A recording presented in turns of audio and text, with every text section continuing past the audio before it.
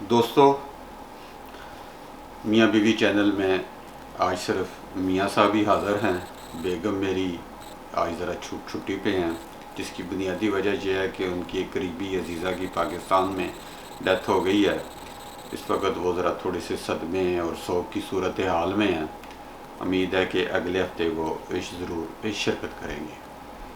تو آج میرا جو موضوع ہے وہ کریمہ بلوچ ہے، جن کی پرسرار حالات میں کچھ 2-3 ہفتے پہلے ایک ڈیتھ ہو گئی تھی۔ کینیڈا میں تھی وہ، تو اب ان کی ڈیڈ باڈی پاکستان پہنچی ہے۔ تو اس سے پہلے کہ میں وہ مزید کچھ بات کروں، آپ ایک کلپ دیکھیے۔ میں ایک اسٹوڈنٹ آرگنائزیشن سے بلونگ کرتی ہوں۔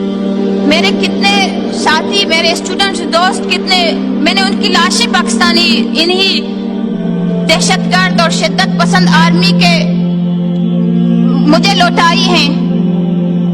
ان کی چہرے بھی دیکھنے پہچاننے کے لائق نہیں تھے۔ ان پہ تیزاب پھینک دی گئی، ان کی لاشوں پہ ان کو ڈریل کیا گیا۔ تو اور وہی آرمی آج کینیڈا میں اسائلم لے کر فیسلٹائز کی جا رہی ہے ان کو کینیڈین حکومت کی جانب سے، جو آرمی ہمارے گھر میں گھس کر ہمیں مار رہی ہے، ہمارے عورتوں کے ساتھ ریپ کر رہی ہے، ہمارے بچوں کو اٹھا رہی ہے، اس آرمی کو وہ یہاں پہ پناہ دے رہے ہیں، سہولتیں دے رہے ہیں تاکہ وہ اور قابل ہو جائیں ہمیں مارنے کے۔ جو آرمی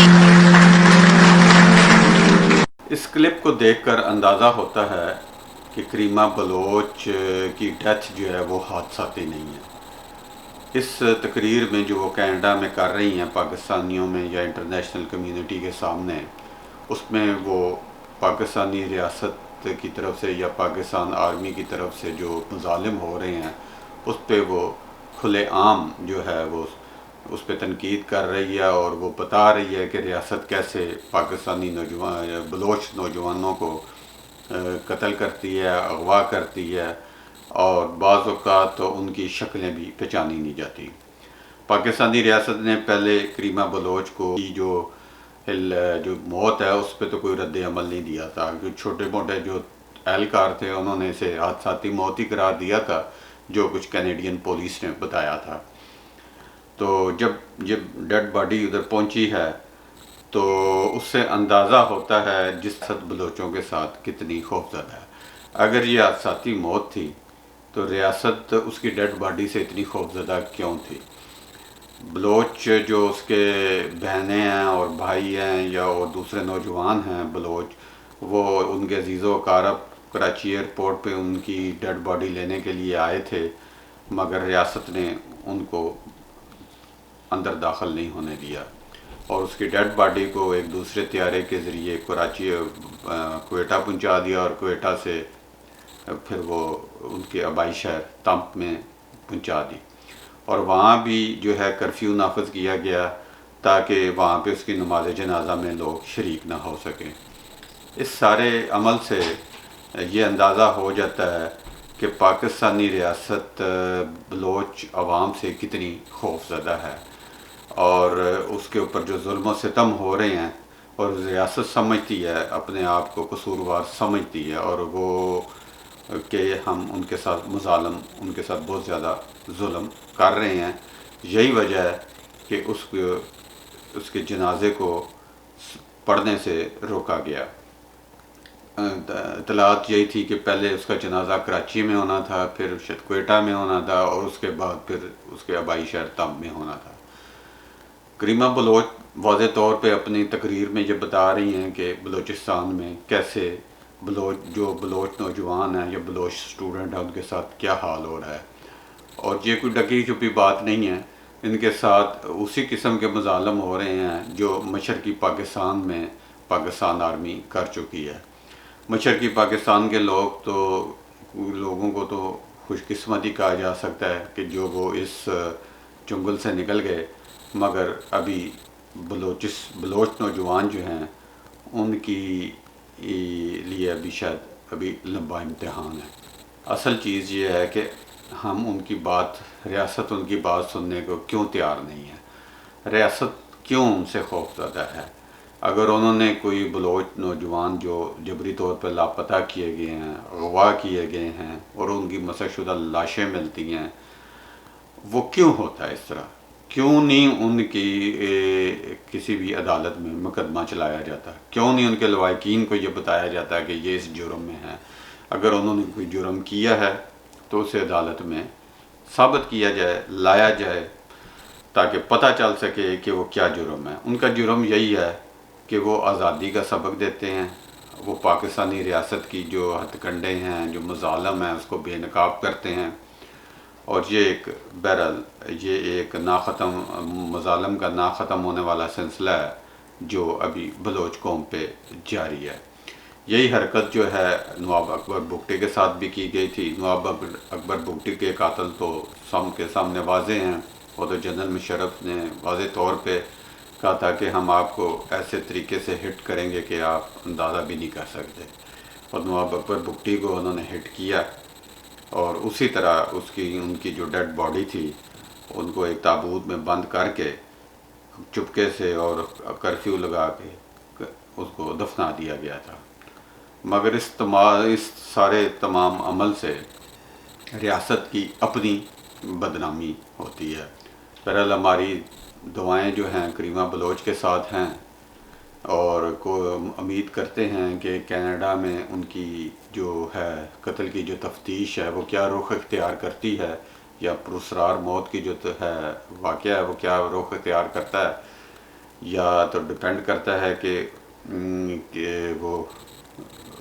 وہ حالات و واقعات کیا ہیں۔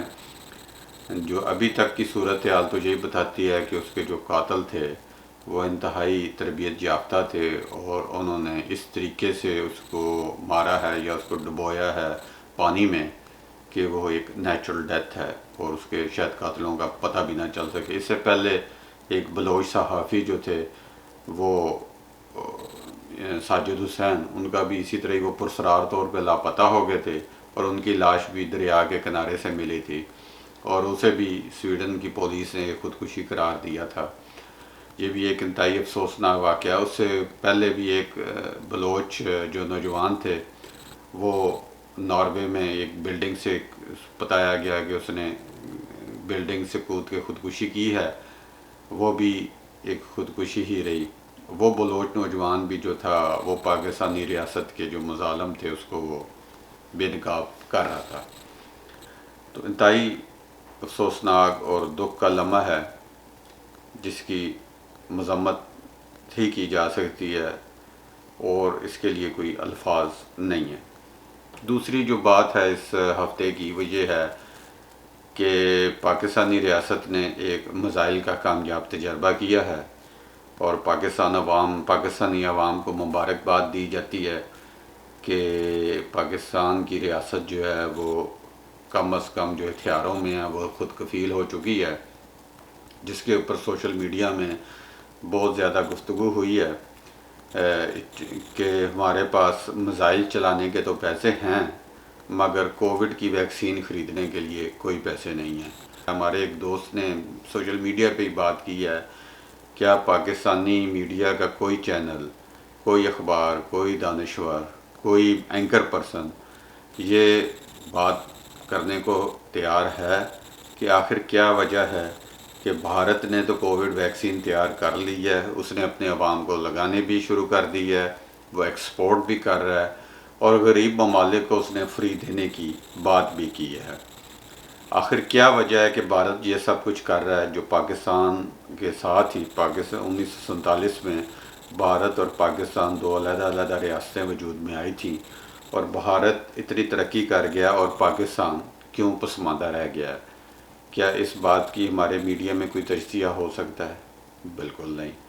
ہمارے تمام وسائل جو ہیں وہ ڈیفنس پہ خرچ ہو رہے ہیں، اور میں پہلے بھی کئی دفعہ اس پہ میں بات کر چکا ہوں کہ یہ پاکستانی جو دفاعی اخراجات ہیں یا پاکستانی جو آرمی ہے اس کا پیٹ اتنا بڑا ہوتا جا رہا ہے کہ پاکستان کے اب وسائل وہ پورا کرنے کی، اس کا پیٹ بھرنے کے لیے ناکافی ہو رہے ہیں۔ پہلے تو کسی نہ کسی بہانے سے باہر سے پیسے مل جاتے تھے دہشت گردی کے خلاف جنگ میں، پہلے ہم نے دہشت گردی کی حمایت میں پیسے لیے، پھر ہم نے دہشت گردی کے خلاف جنگ کرنے کے لیے پیسے لیے. اب یہ جو ہے یہ آخر ہم کب تک غیر ملکی لوگوں کو دھوکہ دے سکتے تھے؟ اب وہ دھوکہ دینا بند ہو گیا ہے. اور اس کے علاوہ ہم نے اپنی اکانومی میں کوئی ایسی بات، ہماری اکانومی چونکہ ساری ہی ڈیفنس پہ پیسہ لگ جاتا ہے، تو اکانومی کی طرف کسی کی توجہ ہی نہیں ہے کہ کوئی کیا چیز کہ اس کو بھی امپروو کیا جائے، جو آپ کی جو ہے اکانومی مضبوط کی جائے، انڈسٹری کی طرف توجہ دی جائے. پھر دوسری بات یہ ہے کہ ہمارے اپنے ہمسایہ ممالک سے اتنے زیادہ نفرت پر مبنی تعلقات ہیں کہ ہم اپنے ہمسایوں کے ساتھ تجارت بھی نہیں کر سکتے، جن میں آپ دیکھ لیں بھارت ہے یا افغانستان ہے. حتیٰ کہ ایک دور میں پچھلے پیپلز پارٹی کے دور میں ایران سے ہماری گورنمنٹ نے بارٹر سسٹم پہ تجارت کر لی تھی، چاول اور دوسری چیزیں دے کے ان سے تیل اور گیس کے معاہدے کر لیے تھے. ہم تو یہ جو اب موجودہ جو ریاست ہے یا موجودہ جو حکومت ہے یہ تو اس قابل بھی نہیں ہے. اور حالت یہ ہے کہ اب خبریں یہ آ رہی ہیں کہ پہلے یہ اب مختلف چیزیں گروی رکھ رہی ہے گورنمنٹ آف پاکستان جو ہے. مثلاً اسلام آباد میں کوئی پارک ہے، اس کو گروی رکھا جا رہا ہے، اس سے پیسے لیے جائیں گے. اس سے پہلے یہ بھی بتایا گیا، ٹی وی پہ پتہ چلا ہے کہ اس سے پہلے اسلام آباد ایئرپورٹ کو بھی وہ گروی رکھ کے پیسے لے چکے ہیں. غیر ملکی جو اثاثے ہیں پاکستان کے وہ ویسے ضبط ہوتے جا رہے ہیں.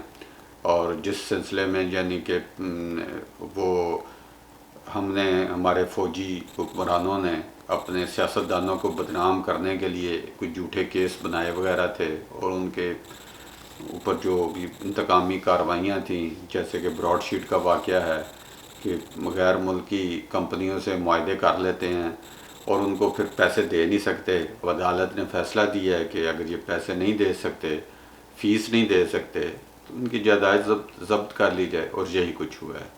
اسی طرح ایک جو بڑا واقعہ ہوا تھا وہ ریکوڈک والا واقعہ ہے، جس میں ہم نے غیر ملکی کمپنی کو ٹھیکہ دیا تھا، مگر افتخار چودھری صاحب نے یا پھر فوجی حکمرانوں کے کہنے کے اوپر اس کو ٹھیکے کو منسوخ کیا تھا.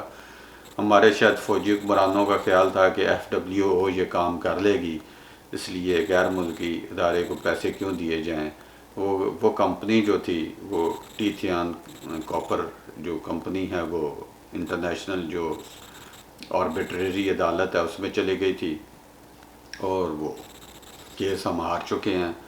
$5.8 بلین کا جرمانہ ہے جو ہم نے دینا ہے، اور اس جرمانے کے لیے وہاں پہ جو PIA کے جو ایسٹس ہیں وہ ضبط کر لیے گئے ہیں، اور جس میں 2 بڑے ہوٹل بھی ہیں، ایک فرانس میں ہیں، ایک نیو یارک میں ہیں.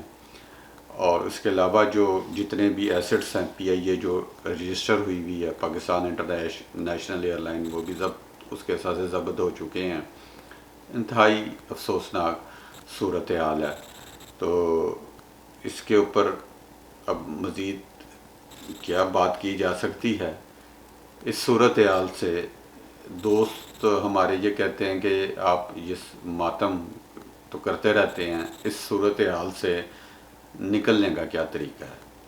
تو اس صورتحال سے نکلنے کا ایک ہی طریقہ ہے کہ ہمارے فوجی واپس بیرکوں میں چلے جائیں، اپنا سائز کم کریں، دفاعی اخراجات کم کریں، ایک فری اینڈ فیئر الیکشن ہونے چاہیے، اور اس الیکشن کے نتیجے میں جو بھی حکومت آتی ہے اسے کام کرنے دیا جائے. ہمسایوں سے تعلقات بنائے جائیں، بجائے ان پہ دہشت گردی کے ذریعے قابو پانے کے ان کے ساتھ دوستی کے تعلقات بنائے جائیں. افغانستان ہے، انڈیا ہے، آنے جانا شروع کیا جائے، ان سے چیزیں امپورٹ کی جائیں، انہیں اپنی جو چیزیں ہیں وہ دی جائیں. اس طرح جو ہے خطے میں آمد و رفت سے، جیسے یورپین یونین ہے، ایک پاکستان کی صورتحال بہتر ہو سکتی ہے. ڈیفنس پہ جب اخراجات کم ہوں گے تو پاکستان کی جو انڈسٹری ہے، تعلیم ہے، اس پہ جب پیسے خرچ ہوں گے، اور کوئی وجہ نہیں کہ پاکستان ایک ترقی یافتہ ملک بن سکتا ہے. شکریہ.